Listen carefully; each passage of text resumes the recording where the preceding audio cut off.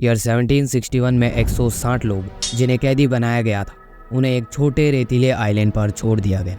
उनके पास न खाना था, न पानी, और न ही जिंदा रहने के लिए ज़्यादा सोर्सेज। ये है ड्रोमलिन आइलैंड, जिसे रेत का टुकड़ा भी कहा जाता है।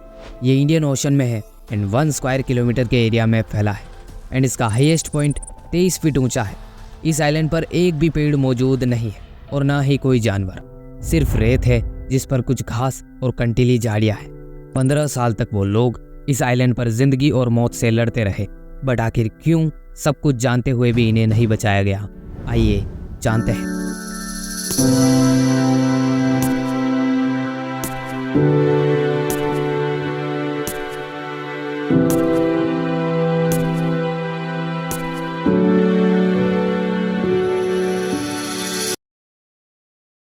31 में 1761 की रात को एक फ्रेंच शिप मेडागास्कर से मॉरिशस की तरफ जा रहा था। दरअसल मेडागास्कर और मॉरिशस दोनों ही उस टाइम फ्रांस के कंट्रोल में थे। शिप का कैप्टन जीन डे ला फार्क था। उस रात उसके पास 2 मैप्स थे जिनमें इंडियन ओशन के अलग अलग रास्ते थे। वो ये नहीं समझ पा रहा था कि किस मैप के जरिए आगे बढ़ा जाए। कैप्टन के साथ 140 क्रू मेंबर्स थे। कैप्टन को मेडागास्कर से मॉरिशस तक बीफ और राइस पहुंचाने थे, बट कैप्टन जीन को इससे और आगे एक दूसरी जगह जाना था, एक इल्लीगल काम को अंजाम देने के लिए। बीफ और राइस से मिलने वाले पैसों से कई ज़्यादा पैसे उसे इस काम से मिलने वाले थे। कैप्टन का प्लान था मॉरिशस आइलैंड पर बीफ और राइस ले जाना एंड रोड्रिगस आइलैंड पर वो सामान उतार कर फिर मेडागास्कर लौट जाना। मगर बदकिस्मती से उसने जो मैप चुना वो गलत। डेक के नीचे जो सामान था वो थे 160 मेलागासी लोग। ये मेडागास्कर के काले लोग थे जिन्हें कैदी बनाया गया था। कैप्टन को इन्हें रोड्रिगस आइलैंड पर पहुंचाना था, जिसके उससे काफ़ी पैसे मिलने वाले थे। ये बात सिर्फ कैप्टन और क्रू मेंबर्स को ही पता थी। वो और भी परेशान हो गया था क्योंकि फ्रांस के गवर्नर ने ऐसी हरकत को इल्लीगल अनाउंस किया था। वो ये सोच ही रहा था तब तक क्रू अंधेरी रात में शिप को भगाए जा रहे थे। अंधेरे के चलते उन्हें आगे कुछ नज़र नहीं आ रहा था। देखते ही देखते वो ड्रोमलिन आइलैंड के पास आ गए। आइलैंड के पास पहुंचकर उन्होंने आइलैंड को देखा तो उन्होंने शिप की डायरेक्शन बदलने का फैसला किया। मगर आइलैंड के नीचे पानी में चट्टानें थी जिनके बीच शिप फंस गया था। डायरेक्शन बदलने के चक्कर में शिप लगातार इन चट्टानों से टकरा रहा था, जिसका रिजल्ट ये था कि शिप टूट गई एंड शिप में कई जगहों पर होल हो गए थे। पानी शिप के अंदर घुसने लगा था। सब लोग अपनी जान बचाने के लिए पानी में कूद गए एंड आइलैंड की तरफ जाने लगे। डेक के अंदर से कुछ मेलागासी लोग बाहर निकलने में कामयाब रहे, मगर कुछ लोग अंदर ही फंस गए एंड मारे गए। कुछ लोग आइलैंड तक नहीं पहुंच पाए और पानी में ही मर गए। आइलैंड पर पहुंचने वाले लोग काफ़ी खुश थे ये सोचकर कि वो जिंदा है, पर जब सुबह होने पर उन्होंने देखा तो पाया कि इस आइलैंड पर खाने पीने और जिंदा रहने के लिए कुछ भी नहीं है, सिर्फ रेत और कुछ झाड़ियाँ हैं। आइलैंड पर टोटल 200 लोग जिंदा पहुंचे थे, जिनमें से 120 क्रू मेंबर्स और 80 मेलागासी लोग थे। आइलैंड के एक साइड से दूसरी साइड तक देखा जा सकता था, बट छोटा और कम ऊंचा होने की वजह से बहुत कम चांस थे कि कोई शिप इसे देख पाए, सो उन्हें रेस्क्यू की उम्मीद नहीं थी। अब खाने और पानी का इंतजाम करना उनके लिए सबसे बड़ा चैलेंज था। कोज आइलैंड पर ना कोई पेड़ पौधे जिनसे उन्हें फल और सब्जियां मिल सके एंड ना कोई जानवर था। सिर्फ एक अच्छी बात थी कि आइलैंड के पास कुछ पंछी, कुछ मछलियां और कुछ टर्टल्स थे, बट उन्हें पकड़ना काफ़ी मुश्किल था। पेड़ ना होने की वजह से उन्हें तेज धूप में जलना पड़ा। समुद्र का पानी पिया नहीं जा सकता, तो वो सिर्फ बारिश के पानी के सहारे बहुत मुश्किल से प्यास बुझा रहे थे। इन बदतर मुश्किलों के चलते कैप्टन जीन अपना होश खो बैठा। वो जिस उम्मीद के साथ आया था वो खत्म हो चुकी थी। अब उसे कोई पैसा नहीं मिलने वाला था और ये बात अब छुप भी नहीं सकती थी। कुछ तो मर गए, बट कुछ मेडागासी लोग उनके साथ जिंदा थे। वो ये भी नहीं समझ पा रहा था कि आगे करे क्या। उसके इस बिहेवियर को देखकर लेफ्टिनेंट बार्थेलेमी कैस्टेलन डू वर्नाट ने कैप्टन की कमांड अपने हाथ में ली। अब मिशन सेल्फ रेस्क्यू स्टार्ट हो चुका था। आइलैंड पर जो मिला उसे इकट्ठा किया जाने लगा। कुछ लोग तैरकर शिप के पास से उनका सामान लाने लगे, जिससे उनके पास काफ़ी खाना और सामान इकट्ठा हो गया, बट पीने का पानी अब भी बहुत बड़ा चैलेंज बना था। मेलागासी को उनके कम नंबर और भेदभाव के चलते कम खाना दिया जाता था, जिससे 8 मेलागासियों की मौत हो गई। न्यू कैप्टन ने उन्हें कुआं खोदने का काम दिया जिससे उन्हें पानी मिल सके। बावजूद इसके क्रू मेंबर्स उनके साथ वही बर्ताव करते। उनसे काम करवाने में कोई कसर नहीं छोड़ी जाती थी, बट खाना देते वक्त काफ़ी कसर रखी जाती थी। क्रू की हरकतें इतनी बढ़ गई कि उन्होंने मेलागासियों को आइलैंड के दूसरे किनारे पर रहने को बोल दिया एंड अपने पास आने से मना कर दिया।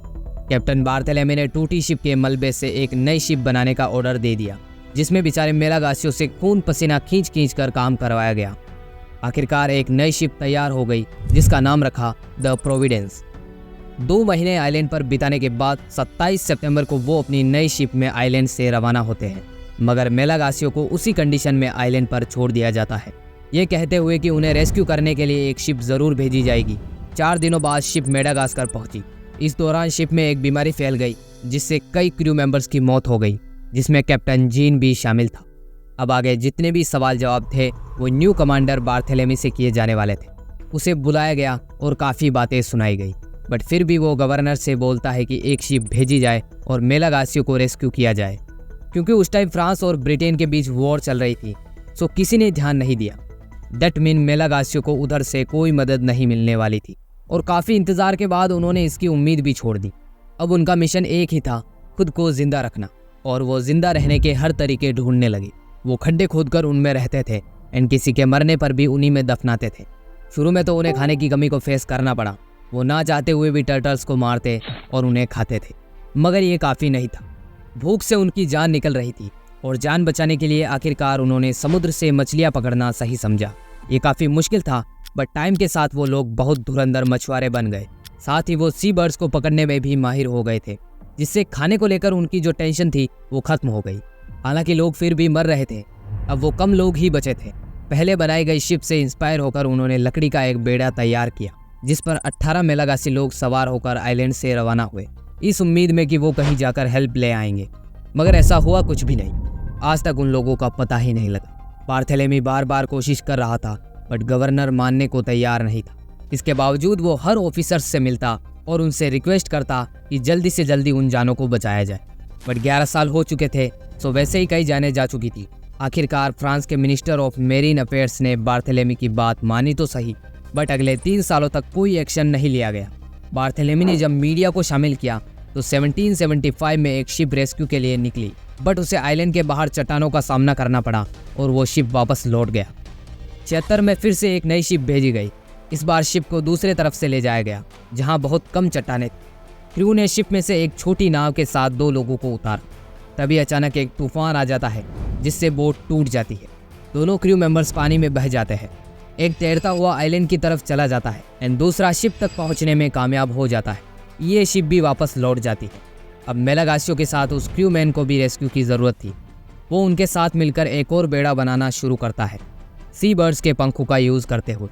क्रू मैन इस बेड़े में 6 लोगों को अपने साथ लेकर रवाना हो जाता है इंडियन ओशन की तरफ, मगर इनका भी कोई अता पता नहीं चला।